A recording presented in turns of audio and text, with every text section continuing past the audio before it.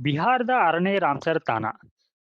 ಬಿಹಾರದ ಕಟಿಹಾರ್ ಜಿಲ್ಲೆಯ ಗೋಗಾಬಿಲ್ ಸರೋವರವನ್ನ ಭಾರತದ 94ನೇ ರಾಮ್ಸರ್ ತಾಣವಾಗಿ ಮಾನ್ಯ ಮಾಡುವ ಮೂಲಕ ಜೌಗು ಪ್ರದೇಶಗಳ ಸಂರಕ್ಷಣೆಯಲ್ಲಿ ಮತ್ತೊಂದು ಮೈಲಿಗಲ್ಲು ಸಾಕ್ಷಿಯಾಗಿದೆ.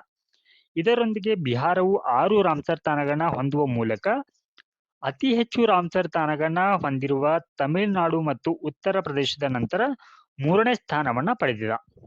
ಗೋಗಾಬಿಲ್ ಸರೋವರದ ಕುರಿತು. ಬಿಹಾರದ ಮೊದಲ ಸಮುದಾಯ ಮೀಸಲು ಪ್ರದೇಶವಾಗಿದ್ದು, ಸ್ಥಳೀಯ ಜನರೇ ಇದರ ರಕ್ಷಣೆ ಮತ್ತು ನಿರ್ವಹಣೆಯನ್ನ ಮಾಡುತ್ತಿದ್ದಾರೆ. ಗಂಗಾ ಮತ್ತು ಮಹಾನಂದ ನದಿಗಳ ನಡುವೆ ಆಕ್ಸ್ಬೋ ವೆಟ್ಲ್ಯಾಂಡ್ ಇಲ್ಲಿ ರಚನೆಯಾಗುತ್ತದೆ.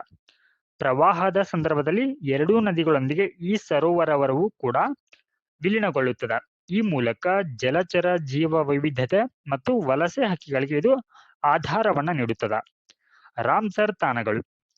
1971ರ ಫೆಬ್ರವರಿ 2ರಂದು ಇರಾನಿನ ರಾಮ್ಸರ್ ನಗರದಲ್ಲಿ ಜೌಗು ಭೂಮಿ ಸಮಾವೇಶದಲ್ಲಿ ರಾಮ್ಸರ್ ವಿಶ್ವ ಮಾನ್ಯತೆಯ ಜೌಗು ಭೂಮಿಗಳನ್ನ ಮಾನ್ಯ ಮಾಡಲಾಗತ್ತ. ಭಾರತವು 1982ರಲ್ಲಿ ಈ ಸಮಾವೇಶಕ್ಕೆ ಸೇರ್ಪಡೆಯಾಗತ್ತ. ಜಾಗತಿಕವಾಗಿ ಈ ಸಮಾವೇಶಕ್ಕೆ ಬದ್ಧರಾಗಿರುವ 173 ಸದಸ್ಯ ರಾಷ್ಟ್ರಗಳಲ್ಲಿ 2500 ರಾಮ್ಸರ್ ತಾಣಗಳನ್ನ ಗುರುತಿಸಲಾಗಿದೆ. ಭಾರತವು ಏಷ್ಯಾದಲ್ಲಿಯೇ 1ನೇ ಸ್ಥಾನ ಮತ್ತು ಜಾಗತಿಕವಾಗಿ 3ನೇ ಸ್ಥಾನವನ್ನ ಪಡೆದಿದೆ. 176 ತಾಣಗಳೊಂದಿಗೆ ಯುನೈಟೆಡ್ ಕಿಂಗ್ಡಮ್ ಮೊದಲ ಸ್ಥಾನದಲ್ಲಿದ್ದರೆ 144 ತಾಣಗಳೊಂದಿಗೆ ಮೆಕ್ಸಿಕೋ 2ನೇ ಸ್ಥಾನದಲ್ಲಿದೆ.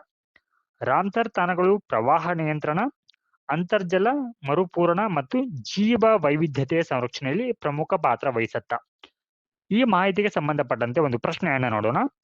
ಇಲ್ಲಿಯವರೆಗೆ ಭಾರತದ ಯಾವ ರಾಜ್ಯವು ಅತಿ ಹೆಚ್ಚು ರಾಮ್ಸರ್ ತಾಣಗಳನ್ನ ಹೊಂದಿದೆ ಅಂತ ಹೇಳಿದ್ದಾರೆ. ಸೊ ಇದಕ್ಕೆ ಸಂಬಂಧಪಟ್ಟಂತ ಆಪ್ಷನ್ಗಳನ್ನ ನೋಡೋಣ.